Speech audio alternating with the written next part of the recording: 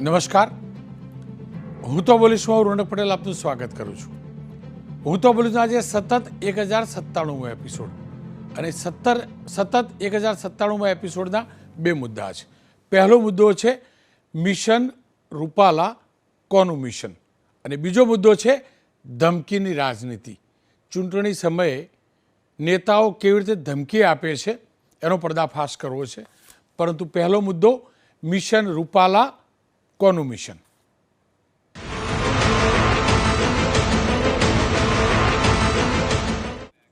રાજકોટ લોકસભા બેઠક ઉપર પરસોત્તમભાઈ રૂપાલાના નિવેદન બાદ જે વિવાદ શરૂ થયો છે આપ તમામ લોકો જાણો છો.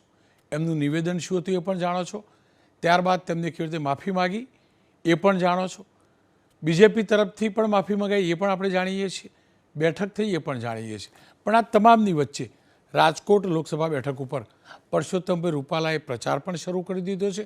તો બીજી તરફ ક્ષત્રિય સમાજે વિરોધનું આંદોલન પણ તેજ કર્યું છે. બે દ્રશ્યો આપ જોઈ શકો છો. એક પરસોત્તમભાઈ રૂપાલાની બાઇક રેલીનું છે, આપ જોઈ શકો છો, રાજકોટનું છે. વિજયભાઈ રૂપાણી પાછળ બેઠેલા છે એમના બાઇક ઉપર. અને બીજું ક્ષત્રિય સમાજની મહારેલી છે. પરસોત્તમભાઈ રૂપાલાની બાઇક રેલી, ભારતીય જનતા પક્ષનો આજે સ્થાપના દિવસ છે અને ભાજપના જ તેઓ સત્તાવાર જાહેર થયેલા રાજકોટના ઉમેદવાર છે. એના પરિપ્રેક્ષમાં મોટી લીડની અપેક્ષા સાથે, એ સંકલ્પ સાથે એમની રેલી છે. તો બીજી તરફ પરસોત્તમભાઈ રૂપાલાની ઉમેદવારી એટલે કે જાહેર કરેલી ઉમેદવારી તે સત્તાવાર ઉમેદવાર ન બને, એમની ઉમેદવારી પાછી ખેંચાય, તેના માટે ક્ષત્રિય સમાજની મહારેલી છે. આજે ક્ષત્રિય સમાજની જે કમિટી છે એની બેઠક પણ મળી અને બેઠકમાં એ પણ નક્કી કરવામાં આવ્યું, આપ જોઈ શકો છો બેઠકના દ્રશ્યો, કે આંદોલન યથાવત રખાશે. પરસોત્તમભાઈ રૂપાલાને ટિકિટ આપી છે એ રદ કરવામાં આવે, એકમાત્ર માંગ સાથે આંદોલનને આગળ કરાશે. સાથે જ એ પણ નામ આપવામાં આવ્યું કે અમારું આંદોલન મિશન રૂપાલાના નામથી થશે. ત્યારબાદ જે પત્રકાર પરિષદ થઈ એની અંદર આ શબ્દ આપવામાં આવ્યો અને કદાચ એના ઉપરથી જ મેં આ ટાઇટલ આપ્યું છે. જાજી ભૂમિકા નથી બનાવતો, ફરીથી કહું છું, આ અતિ સંવેદનશીલ મામલો છે. અતિ સંવેદનશીલ મામલો છે. એ હકીકત છે કે પરસોત્તમભાઈ રૂપાલાના નિવેદનથી માત્ર ક્ષત્રિયો જ નહીં, દેશના તમામ નાગરિકને દર્દ થાય, એમાં કોઈ ડાઉટ, કોઈ આશંકા, એ મુદ્દો ચર્ચા કરવા લાયક પણ નથી કે દર્દ થાય કે ન થાય, થાય છે.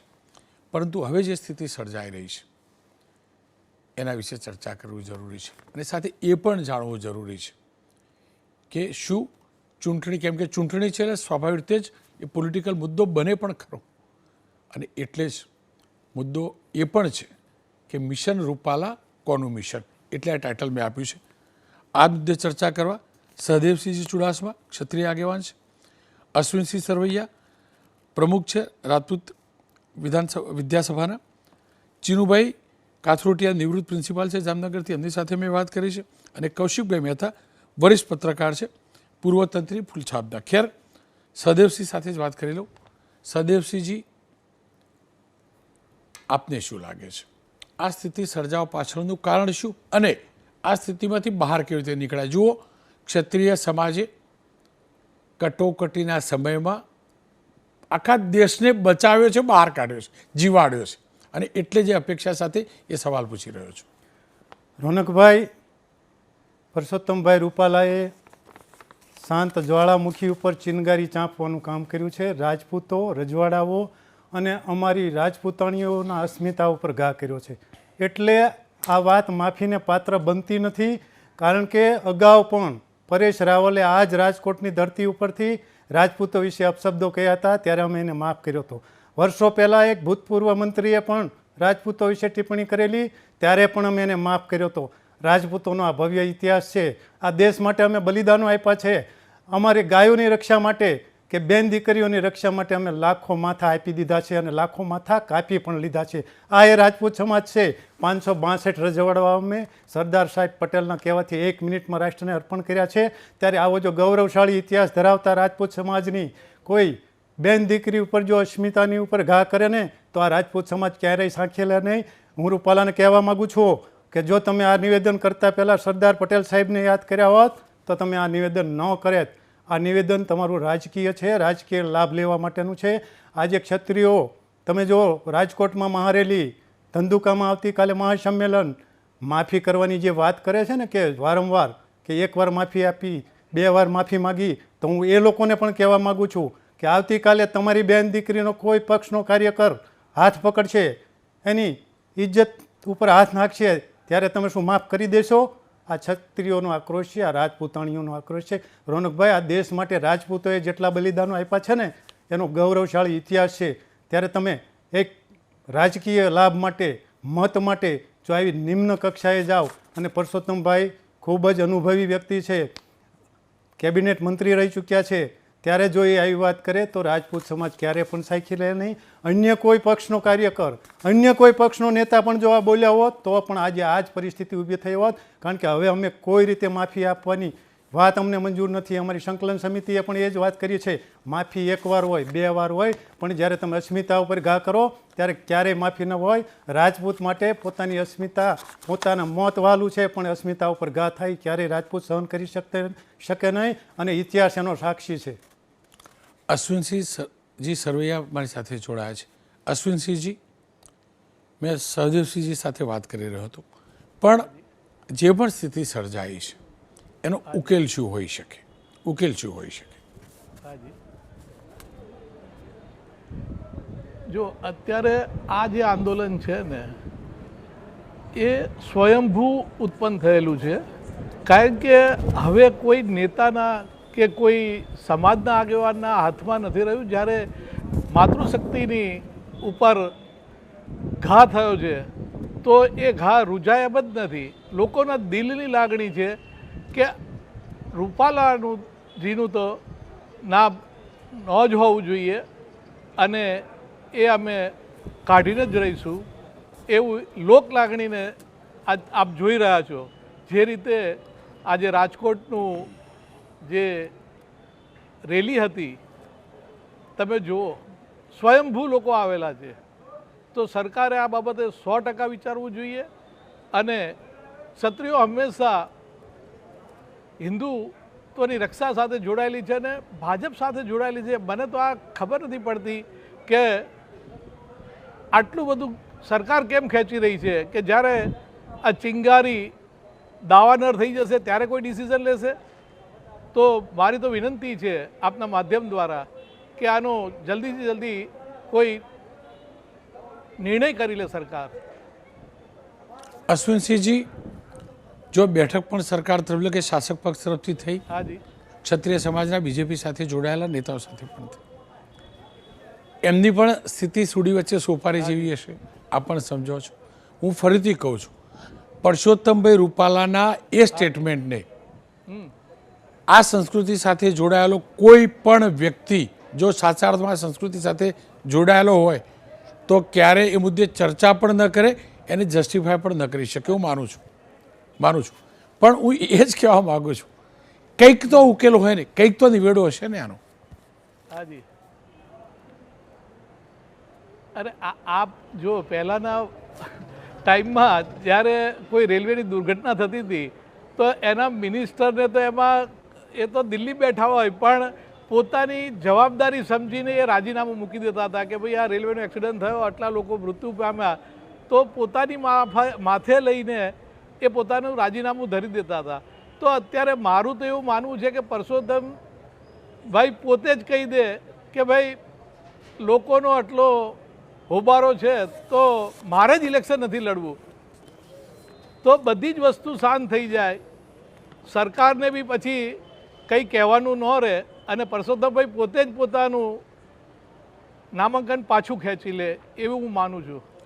એક અંતિમ સવાલ, અને એક વડીલને પ્રદેશના એક દીકરા તરીકે સવાલ, હું ફરી એક વડીલને પ્રદેશના એક દીકરા તરીકે સવાલ. હાજી. ચૂંટણીનો સમય છે, આપણા ત્યાં જ્ઞાતિ જાતિના ભેદ હવે રહ્યા નથી અને રહેવા પણ ના હોવા જોઈએ. આ સંજોગોમાં કોઈ પણ પ્રકારનો વર્ગ વિગ્રહ ન ફેલાય તે માટે આપ પાસે હું અપીલ કરવા માંગતો હતો. હાજી.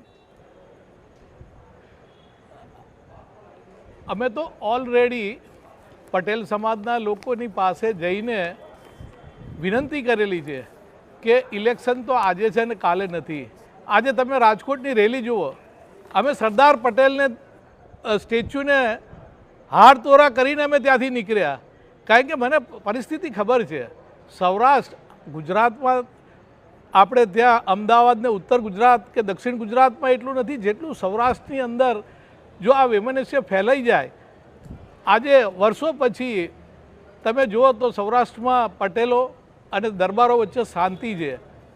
જવ તો એટલે ભાઈ હોય છે, અહીંયા એમને બેન બનાવે છે અને પટેલની દીકરીઓ રાજપૂતોને ભાઈ બનાવે છે.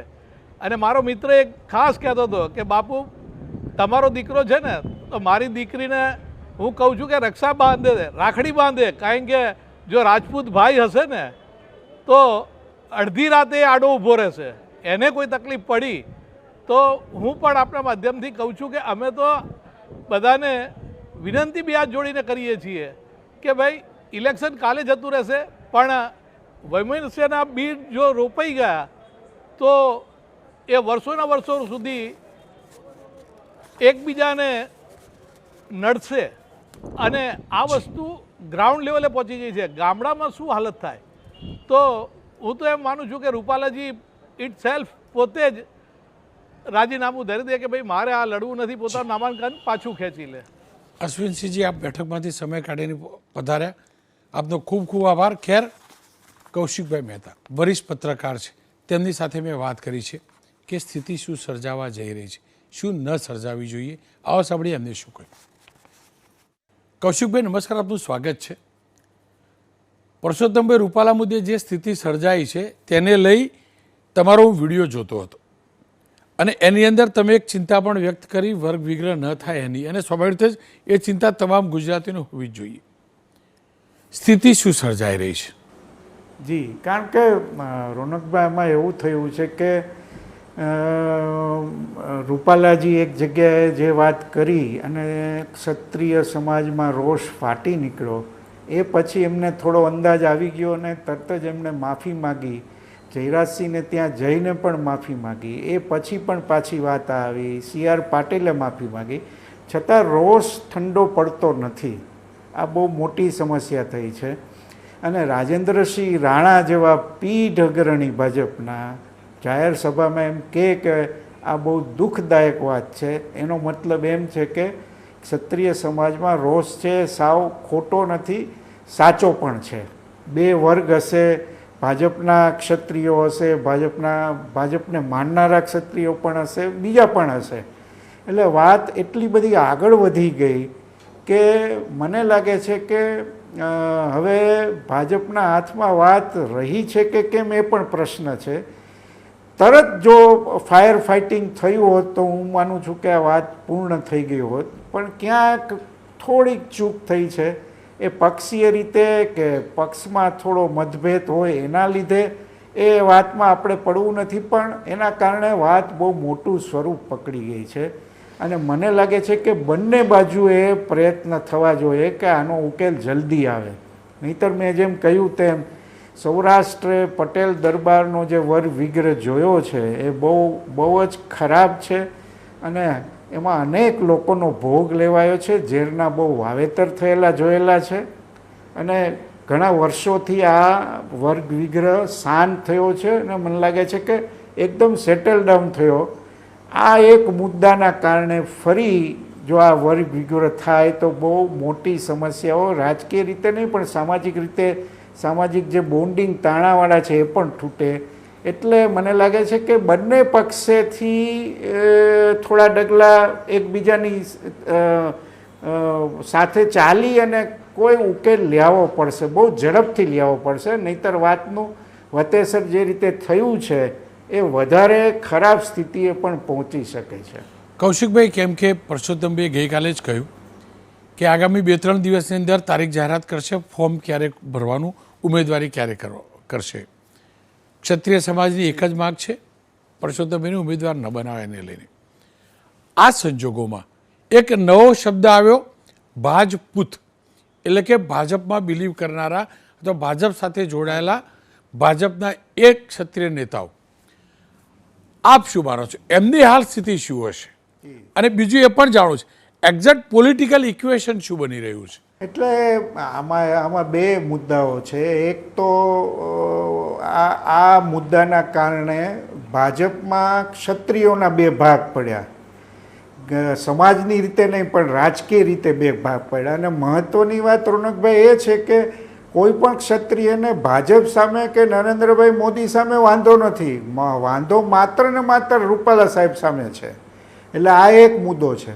મને લાગે છે એક ભૂલ એ પણ થઈ, જયરાજસિંહને ત્યાં જે સંમેલન ગોઠવાયું અને એમાં જે રીતે આખી ઘટના આકાર પામી એના કારણે થોડું વધારે ઉગ્રતા આવી એવું લાગી રહ્યું છે. કારણ કે ક્ષત્રિય સમાજમાં પણ ફાટા હોય બહુ સ્વાભાવિક છે, ઘણા બધા સંગઠનો પણ છે. આના કારણે આ જે રાજપૂતનું લેબલ ભાવનગર નરેશે આપ્યું એનાથી વાત મને લાગે છે વધારે ઉગ્રતા એમાં જોવા મળી રહી છે. કૌશિકભાઈ, એક અંતિમ સવાલ. જો અનામત આંદોલન હતું પાટીદારોનું, ત્યારે કેટલાક પાટીદારો પક્ષની સામે હતા, કેટલાક પાટીદારો બીજેપીની સાથે હતા, અને સ્વાભાવિક રીતે જ બંને જ્ઞાતિ એવી છે કે જે બીજેપી સાથે જોડાયેલી રહે, બંને જ્ઞાતિના નેતાઓ પણ જોડાયેલા રહે. મારે એ જ જાણવું ને સમજવું છે, બીજેપી સાથે જોડાયેલા ક્ષત્રિય નેતાઓની સ્થિતિ શું હશે, અથવા એમનું સ્ટેન્ડ ખરેખર શું લાગી રહ્યું છે? હું સાવ સ્પષ્ટ કહેવાની બદલે જરા જુદી રીતે કહેવા માગું છું કે ગાંધીનગરમાં બેઠક થઈ, ભૂપેન્દ્રસિંહ ચુડાસમા, આઈકે ને ઘણા બધા જે ભાજપમાં બહુ વર્ષોથી સંકળાયેલા છે એવા ક્ષત્રિય નેતાઓ સાથે બીજા ક્ષત્રિય નેતાઓની મિટિંગ જે થઈ અને નિષ્ફળ ગઈ. અને જે રીતે બંને પક્ષે પ્રેસ કોન્ફરન્સ થઈ, ભૂપેન્દ્રસિંહ જે રીતે વાત કરતા હતા એનાથી બહુ સ્પષ્ટ સમજાતું હતું કે આખા સમાજને લાગી તો આવ્યું છે. આ સાહેબ એમાં કોઈ જો રાજેન્દ્રસિંહ રાણાને લાગી આવેલું એવું લાગતું હોય તો હું માનું છું કે કોઈ ક્ષત્રિયને ન લાગ્યું હોય એવું શક્ય નથી. અને કેટલાકને એવું થયું હશે કે ભાઈ રાજકીય રીતે આપણને હવે બહુ મહત્ત્વ નથી મળતું, એવા ક્ષત્રિયોને એમ પણ થતું હશે કે આ કોઈ એવી તક છે, મોકો છે કે નહીં, એવી દિશામાં પણ એ લોકો વિચારતા હશે. પણ કેટલાકની હાલત બહુ ખરાબ છે કે જે બંને પક્ષે સારા સંબંધો ધરાવે છે એમની વિમાસણ જાજી છે કે સમજાવવા કઈ રીતે. આટલી મિટિંગ થયા પછી પણ જો સમાધાન ન થતું હોય તો કઈ રીતે કરવું, એ મૂંઝવણ એમને હશે. સદેવસિંહ સાથે જ વાત કરીશ. આપે જોયું ક્યાંક કાચું કપાયું છે, હકીકત છે, પરંતુ હું ફરીથી કહું છું, દરેક દર્દની એક દવા પણ તો હોય ને સદેવસિંહજી. ચોક્કસ રોનકભાઈ, એક વાત બીજી પણ કહીશ કે આપણા માનનીય વડાપ્રધાન શ્રી બેટી બચાવો બેટી પઢાઓ, નારીની અસ્મિતાની વાત કરી રહ્યા છે, નારી વંદનાની વાત કરી રહ્યા છે. ત્યારે આજે રૂપાલાભાઈનું જે આ નિવેદન છે એ ખૂબ તમામ સમાજને દુઃખદાયક છે. અને બહેન બેટી પ્રત્યે આવી વાત કરવી એ મારી દૃષ્ટિએ વ્યાજબી નથી. અમારો વિરોધ કોઈ પક્ષ સામે નથી, અમે કોઈના હાથા પણ બનવાના નથી કે બન્યા નથી, કોઈ વ્યક્તિ સામે નથી, નિવેદન સામે છે. અને એટલી જ માગણી છે કે તમે એક ઉમેદવારને બદલો. વડાપ્રધાન શ્રી જ્યારે ભારતને મહાસત્તા તરફ લઈ જઈ રહ્યા છે, ગુજરાત અને ભારતનું ગૌરવ સમગ્ર વિશ્વમાં વ્યાપી રહ્યું છે. ભાજપમાં રાજપૂતો 80% રાજપૂતો ભાજપમાં છે. અમારા જે ભાજપના નેતાઓ અમારી કોર કમિટી સાથે વાત કરવા આવ્યા હતા જ્યારે આદરણીય ભૂપેન્દ્રસિંહજીના નેતૃત્વમાં, ત્યારે પણ અમે એમને શાંતિપૂર્વક એ જ રજૂઆત કરી હતી કે ભાજપમાં તમામ ક્ષત્રિયો મોટાભાગના છે, અમે હિન્દુ સરકારમાં માનીએ છીએ, ત્યારે એક તમે ઉમેદવારને બદલો એ જ અમારી માંગણી છે. અમારું અત્યાર સુધીનું આંદોલન જુઓ રોનકભાઈ, શાંત રીતે ચાલ્યું છે. અમે ક્યાંય કોઈ નુકસાનની પ્રવૃત્તિ થાય એવું કર્યું નથી, કોઈ જાતિ વિશે બોલ્યા નથી. આજે પણ ગામડામાં જેમ મહેતા સાહેબે વાત કરીને એમ તમામ સમાજો એ હળીમળીને રહે છે. એમાં ખાસ કરીને પટેલ અને દરબાર સમાજો તો છેલ્લા થોડા વર્ષોથી એકબીજામાં ઓતપ્રોત થઈ ગયેલા હતા. ત્યારે આ ચિનગારી જે છાપી છે ને, અમે નથી ઈચ્છતા ક્યાંય પણ કોઈના બે સમાજો વચ્ચે કડવાશ થાય એવું અમે પણ નથી ઈચ્છતા. કારણ કે મહારાજા કૃષ્ણકુમારસિંહજીએ કીધું હતું કે મારી પ્રજાનું કલ્યાણ થઈ ગયું. અમે એ કૃષ્ણકુમારસિંહજીના વંશજો છીએ, અમે એ પૃથ્વીરાજ ચૌહાણના વંશજો છીએ, અમે રાણા પ્રતાપના વંશજો છીએ. ક્ષમા આપવી એ અમારો ધર્મ છે, પણ ક્ષમા કયા શબ્દોને અપાય એ પણ બોલનારે વિચારવું જોઈએ. ખેર, ચીનુભાઈ કાથરોટિયા નિવૃત્ત પ્રિન્સિપાલ છે, જામનગરથી, એમની સાથે મેં લાંબી ચર્ચા કરી છે. 2 સવાલ મોકલાવ્યા હતા, એના જવાબના અંશો જોઈ લઈએ. ચીનુભાઈ નમસ્કાર, આપનું સ્વાગત છે. પરસોત્તમભાઈ રૂપાલા મુદ્દે જે પણ થઈ રહ્યું છે, સમાજની સંવેદના, સમાજની લાગણી, એમાં કોઈ ડાઉટ જ નથી, કોઈ ડાઉટ નથી. પણ આપ શું માનો છો, હવે એ રાજકીય રંગ લઈ રહ્યું છે? શું કારણ હોઈ શકે કે આટલા વિરોધની વચ્ચે પણ પરસોત્તમભાઈને બદલવામાં નથી આવી રહ્યા? એમાં તો સાહેબ એ બીજા સમાજ, માનો કે પટેલ સમાજમાં પણ એક આંતર વિગ્રહ તો છે જ. એ આપ મારી કરતાં પણ વિશેષ જાણો છો. લેવા અને કડવા પાટીદારો વચ્ચેનો ઘણા સમયથી એકતા માટેના પ્રયત્ન કરે છે, પણ રાજકારણીઓએ એને એ સ્વરૂપને એક થવા દીધા નથી. આ એક કારણ છે. અને આપ જાણો છો કે અમરેલીના રાજકારણમાં પણ આ વસ્તુ છે જ. એટલે એમાં એવું પણ ગણી શકાય ભાવનગર અને અમરેલીના જે પટેલ સમાજના નેતાઓ છે સંકળાયેલા પણ હોય છે. એટલે આમાં ખરેખર આ બધું ભેગું થયું છે. કોઈ એક જ સ્પષ્ટ કારણ નથી, પણ સૌથી સ્પષ્ટ કારણ એ છે કે જે રજપૂત સમાજની બહેનોની ખુમારી સામે ઘા કર્યો છે, એમાંથી આ થયું છે. અને ઓલવવું બધું તકલીફ પડે છે. અને આ તકનો લાભ આપણા ભારત કક્ષાએ પણ પહોંચી ગયા છે. અને દરેક સ્ટેટમાંથી એ રાજપૂત સમાજના નેતાઓ આવી પણ ગયા છે અને એને મોટું સ્વરૂપ આપ્યું છે. શું ઉકેલ આવશે એ ખબર નથી, પણ એક એવું લાગે છે કદાચ રૂપાલા સાહેબની ટિકિટ રદ ન થાય, ચૂંટણીઓ ચાલુ પણ રહેશે. અને એ ચૂંટણીઓ કેમ જીતાય છે આપણે બધા જ જાણીએ છીએ. અને એ ચૂંટણીમાં રૂપાલા સાહેબ સફળ પણ થાય. જો અત્યારની વર્તમાન પદ્ધતિથી જે ચૂંટણીઓ જીતાય છે એ પદ્ધતિ અહીંયા અપનાવાશે.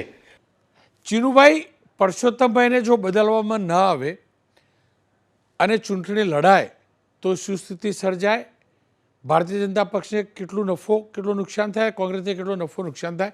અને તમને શું લાગી રહ્યું છે, સમાજ સિવાય કોણ એ લોકો હોઈ શકે જેમને મિશન પરસોત્તમભાઈમાં રસ હોય? કોણ હોઈ શકે? એમાં એક પ્રશ્ન, સૌથી પહેલી વાત એ છે સાહેબ કે રજપૂતાણી અને ક્ષત્રિયો બહેનો છે એ પહેલેથી સોમાની બહેનો છે. જ્યારે એના સોમાન ઉપર ઘા થાય, અને પાછી ખુમારીવાળી પણ છે, એના સોમાન ઉપર ઘા થાય ત્યારે સહન કરી શકતી નથી.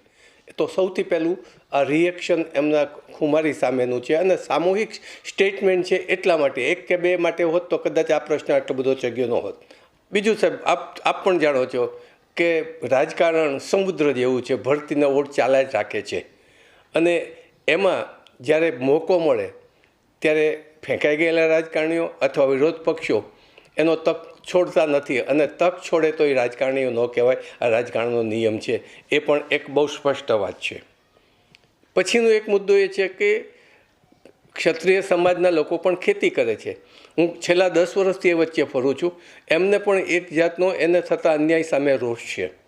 તો જ્યારે આ જે સમય આવ્યો છે ત્યારે એણે સીધો આ પ્રશ્ન ઉપાડી લીધો છે. અને એ રોષ હંમેશા શાસકો સામે જ હોય, એ બહુ બધું સ્વાભાવિક છે.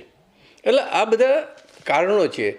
વન ઓફ ધ રીઝન એવું પણ ગણી શકાય કે રાજકોટની પ્રોપર વ્યક્તિને ટિકિટ મળવી જોઈએ, એ નથી મળી. એનો પણ એક કારણ પણ ગણી શકાય, આંતરિક કલહને કારણે પણ ગણી શકાય.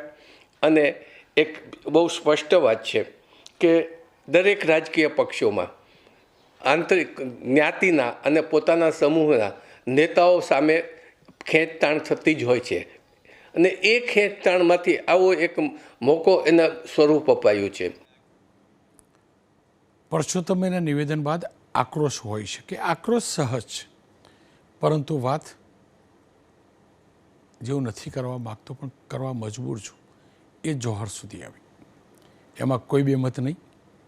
ક્ષત્રિય સમાજની માતાઓ, દીકરીઓએ એક ક્ષત્રિયોને સંસ્કાર સિંચ્યા છે દેશને બચાવવાના, શૌર્યના. અને સ્વાભાવિક તે જ એના ઉપર પ્રહાર થાય તો દર્દ થાય, ચોટ સૌથી વધુ એ માને થાય, ક્ષત્રિય સમાજની એ દીકરીને થાય, માતાને થાય. પરંતુ આ તમામની વચ્ચે વાત જોહર સુધી પહોંચે ત્યારે જોહર ખરેખર છે શું એ સમજવું જરૂરી છે. સમજવું જરૂરી છે, કારણ કે અહીંયા વાત પરસોત્તમભાઈ રૂપાલાના નિવેદનની છે, વાત અહીંયા ઇલેક્શનની છે, વાત અહીંયા એક વ્યક્તિની રાજનીતિની છે, વાત અહીંયા એક બેઠક ઉપરની ટિકિટની છે. કોઈ પણ માતા કે દીકરીએ આ વિચારવું જરાય જરૂરી પણ નથી. હું ફરીથી કહું છું, સ્વમાન ગવાયું છે હકીકત છે, હું માનું છું, પણ આ વિચારવું પણ ન જોઈએ. ખેર, શક્તિસિંહ ગોહિલ કોંગ્રેસના પ્રદેશ અધ્યક્ષ છે, પણ એ પણ રાજપૂત સમાજથી આવે છે. તેમને શું કહ્યું એ સાંભળી લઈએ. જય માતાજી, શક્તિસિંહ ગોહિલ બોલું છું. આજે આપની સાથે આ વાત કોઈ રાજકીય માણસ તરીકે નહીં, સમાજના એક દીકરા તરીકે, સમાજના એક અંગ તરીકે દુઃખી મને આ વાત કરું છું. કેટલીક બહેનો દીકરીઓએ જોહર કરવાની વાત કરી છે. આપ સૌને વિનંતી કરું છું કે ઇતિહાસના પાના આપ ઉથલાવજો. મારી એ બહેનો દીકરીઓની લાગણીને હું સલામ કરું છું, પરંતુ સાથોસાથ હું કહીશ કે જોહાર ક્યારે થાય? જ્યારે કોઈ પણ પુરુષ સમાજનો લડવાની ક્ષમતામાં ન હોય અને પરિસ્થિતિ એવી થઈ હોય કે સ્વમાન ભેર જોહર કરીને પોતાના સિદ્ધાંતોને જાળવવા માટે આખરી ઉપાય તરીકે જોહર થાય. જ્યાં સુધી લડી શકવાની ક્ષમતા સમાજના બીજા લોકો પાસે હોય, જ્યાં સુધી સિદ્ધાંત માટે શહીદી વોરવાની પણ તૈયારી હોય, ત્યાં સુધી ઇતિહાસમાં ક્યારેય બહેનો દીકરીઓએ જોહર નથી કર્યા. એટલે આ વાત આપણે સૌએ આપણા દિમાગમાંથી કાઢી નાખવી જોઈએ. જોહર કરવાની વાત નહીં કરવી જોઈએ. આપણા શાસ્ત્રોમાં, આપણા ઇતિહાસમાં પણ કહેવાયું છે કે સૌથી મોટું પાપ એ પોતાના જીવને, જે ઈશ્વરની આપેલી, માતાજીની આપેલી એક ભેટ છે, એને છોડવાની વાત એ સૌથી મોટું પાપ છે. હું સમજી શકું છું કે માત્ર ક્ષત્રિયો જ રાજા મહારાજા નહોતા, રાજપૂતો સિવાય પણ જેમણે રાજસત્તાઓ ભોગવી હતી એમાં આદિવાસી સમાજથી લઈને, ઠાકોર સમાજથી લઈને, કોળી જ્ઞાતિથી લઈને, રજપૂત સમાજ હોય, કારડિયા સમાજ હોય, ત્યાં સુધી કે કેટલાક પાટીદારોએ પણ શાસન કર્યું હતું. અને એમાંના કોઈએ પણ ક્યારેય અંગ્રેજો સાથે રોટી બેટીનો વ્યવહાર નહોતો કર્યો. જે બોલાયા છે શબ્દો એ આઘાતજનક શબ્દો છે, એના માટેની લડાઈ જરૂર કરીએ, પરંતુ વિનંતી છે કે જોહરની વાત ક્યારેય ન થવી જોઈએ. કોઈ પણ લડાઈમાં, કોઈ પણ સંઘર્ષમાં, અને ખાસ કરીને રાજનીતિ સાથે જોડાયેલા સંઘર્ષમાં ક્યારે જીવની આહુતિનો વિચાર પણ ન હોવો જોઈએ. સહદેવસિંહજી મારી સાથે જોડાયા છે, આ સંસ્કૃતિને પણ સારી રીતે જાણે છે, જોહરની પ્રથાને પણ સારી રીતે જાણે. રોનકભાઈ, જે અમારી રાજપૂતાણી બહેનોએ જોહર કરવાની વાત કરી છે, એને હું બે હાથ જોડીને નમ્ર વિનંતી કરું છું કે તમે આ જોહર કરવાની વાત ન કરશો. યુગો પહેલાંની આ વાત છે, ત્યારે પરિસ્થિતિ એવી હતી. આજે લોકશાહી છે, કોઈ એક વ્યક્તિની મેલી રમત સામે આપણે આપણો જીવ દેવાનો હોય નહીં. આપણું પરિવાર પણ આપણી પાછળ છે. રાજકીય વાત છે, લોકશાહી છે, લોકશાહી ઢબે પણ આંદોલનો કરવાની બધી જ વ્યવસ્થાઓ છે. ત્યારે આપણે લોકશાહી ઢબે આંદોલન કરીએ. એટલે બહેનોને નમ્ર વિનંતી છે કે આપ જોહરની વાત ન કરશો. અમે હજુ પણ ક્ષત્રિય રાજપૂતોમાં એ જ લોહી છે, અમે લડવાની તાકાત ધરાવીએ છીએ, પણ આજે લોકશાહીની ઢબે અમે લડીએ છીએ. એટલે કોઈ પણ વાત હશે, કોઈ પણ પ્રશ્ન હશે, એનો ઉકેલ આવી જશે. હું માનનીય વડાપ્રધાન શ્રી નરેન્દ્રભાઈ મોદીને પણ વિનંતી કરું છું, માનનીય ગૃહમંત્રી શ્રી અમિતભાઈ શાહને પણ વિનંતી કરું છું કે કેન્દ્રીય મોવડી મંડળ આ વાતમાં ધ્યાન આપે અને અમારી માગણી ઉપર વિચાર કરે. ફરીથી બહેનોને વિનંતી કરું છું કે આપ ક્યારેય જોહર કરવાની વાત ન કરશો. આ લડાઈ આપણી અસ્મિતાની છે, આ લડાઈ આપણી સંસ્કૃતિની છે, અને આ લડાઈ આપણી ચાલુ રહેશે. ખેર, મારું જાજુ વાંચન નથી, હું જાજુ જાણતો નથી. હું એ જાણું છું કે મારા દેશને, મારી સંસ્કૃતિને બચાવવામાં રાજપૂત પુરુષોનો જેટલો હિસ્સો છે ને, એટલું જ બલિદાન રાજપૂત માતાઓનું છે. એમાં કોઈ રાજપૂત માતાઓનું છે, એમાં કોઈ બેમત નથી, કોઈ બેમત નથી. રહી વાત જોહરની, તો હું જે સમજ્યો છું એ પ્રકારે, એ યુગ, એ સમય આપણી સંસ્કૃતિથી વિરુદ્ધના લોકો સામે લડવાનો હતો. આપણી સંસ્કૃતિથી વિરુદ્ધના સામે. અત્યારનો સમય એ નથી, અત્યારનો સમય નથી. એટલે મહેરબાની કરીને જોહર વિશે કોઈ વિચારે પણ નહીં. અને ફરીથી કહું છું, એ હકીકત છે કે પરસોત્તમભાઈના આ શબ્દોથી તમામને દર્દ થયું છે, તમામને દર્દ થયું છે. માત્ર રાજપૂત સમાજની માતાઓ કે પુરુષો જ નહીં, તમામ સમાજ, તમામ વર્ણના લોકોને દર્દ થયું છે. પણ આ મુદ્દો પોલિટિકલ ન બને, રાજકીય ન બને, ક્યાંય પણ વર્ગ વિગ્રહ ન થાય, એની કાળજી રાખવાની જવાબદારી મારા સહિત આપણા તમામની છે.